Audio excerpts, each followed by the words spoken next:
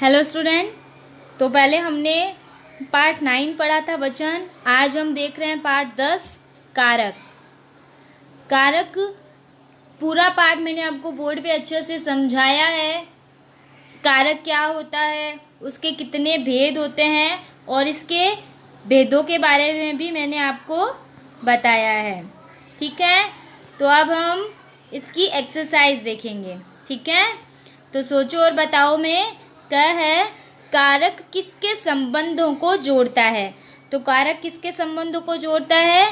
संज्ञा या सर्वनाम का अन्य शब्दों के साथ संबंध जोड़ता है। फिर है कर्ता कारक की विभक्ति कहाँ पर प्रयोग नहीं होती है? तो वर्तमान काल और भविष्य काल की क्रिया होने पर कर्ता कारक की विभक्ति का प्रयोग नहीं होता है। उसके बाद है संकलित मूल्यांकन में पहला प्रश्न है, निम्नलिखित प्रश्नों के उत्तर लिखो। इसमें पहले में कारक किसे कहते हैं, मतलब कारक की परिभाषा उदाहरण सहित पूछिए। परिभाषा लिख के एक वाक्य उदाहरण के रूप में लिखना है। तो आप खुद लिखोगे, मैंने बोर्ड पे अच्छे से समझाया, उनके एग्जाम्पल भी लिखे हैं, तो आप खुद लिखोगे। फिर है कारक के कितने भेद होते हैं, उनमें से किसी एक का वर्णन करना है। तो आप बताओगे कारक के कितने भेद होते हैं? 8 भेद होते हैं। उन 8 भेदों के नाम लिखोगे और उनमें से जो आपको अच्छा लगे उसको आप खुद एक्सप्लेन करोगे।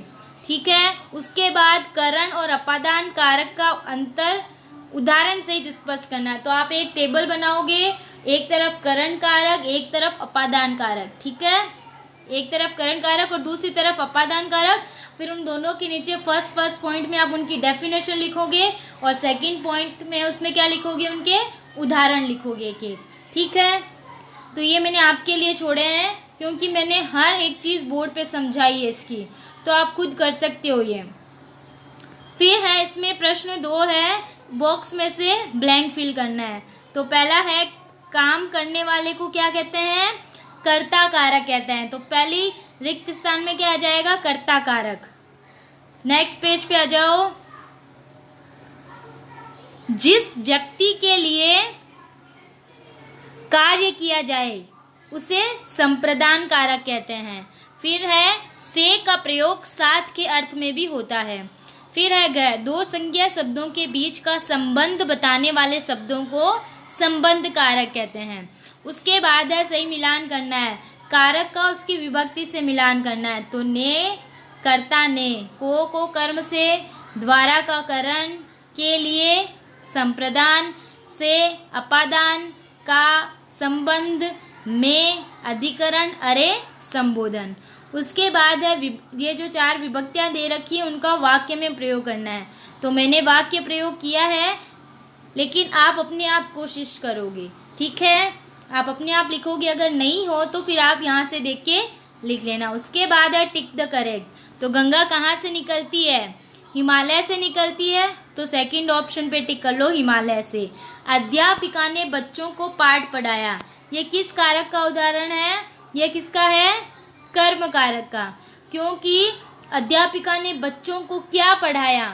तो अगर इसका उत्तर क्या लगाने पर अगर उसका आंसर आ रहा है तो क्या होता है? वो कर्म कारक होता है। तो अध्यापिका ने बच्चों को क्या पढ़ाया? पाठ पढ़ाया, तो इसलिए इसमें आ जाएगा कर्म कारक। फिर है यह सूचना टेलीविजन के द्वारा दी गई मिली, तो यह किस कारक का उदाहरण है? तो इसमें सूचना देने के लिए साधन का प्रयोग किया है। किस साधन का प्रयोग किया है? टेलीविजन का। तो किसी साधन का प्रयोग किया जाता है तब क्या होता है? करण कारक। तो इस तीसरे में आ जाएगा दूसरा करण कारक। फिर है घर, कृष्ण का गांव दूर था, यह किस कारक का उदाहरण है? तो यह गांव और कृष्ण का संबंध बता रहा है, कौन? का। ठीक है ना, तो कृष्ण भी संज्ञा है, गांव भी संज्ञा है। कृष्ण व्यक्तिवाचक संज्ञा, गांव जातिवाचक संज्ञा। तो 2 संज्ञा शब्दों का संबंध बताता है का, की, के, है ना। तो इसमें आ जाएगा संबंध कारक तीसरा। फिर है गांधी जी हे राम कहकर चल बसे, यह किस कारक का उदाहरण है? तो विस्मय आदि बोधक चिन्ह आते ही आप किसको टिक करोगे? सीधा संबोधन कारक को। ठीक है, उसके बाद प्रश्न 6 है, उसमें क्या करना है? जो कारकों के नाम दे रखे हैं उनकी विभक्ति लिखनी है। तो कर्म कारक को, अधिकरण में पर, संबोधन हे अरे रे ओ, और करण कारक से या द्वारा, और अपादान कारक से। तो यह आपका पार्ट जो है कारक उसकी एक्सरसाइज है। अब आपको नोटबुक में क्या करना है, आपको नोटबुक में सोचो और बताओ के 2 प्रश्न और संकलित मूल्यांकन का जो पहला है प्रश्नों के उत्तर लिखो, ये 3। तो ये 5 प्रश्न आपको अपनी नोटबुक में करने हैं और प्रश्न 4 ये आपको अपनी नोटबुक में करना है, बाकी सारा आपको बुक में फिल रखना है। तो ये आज का आपका हिंदी व्याकरण का वर्क है।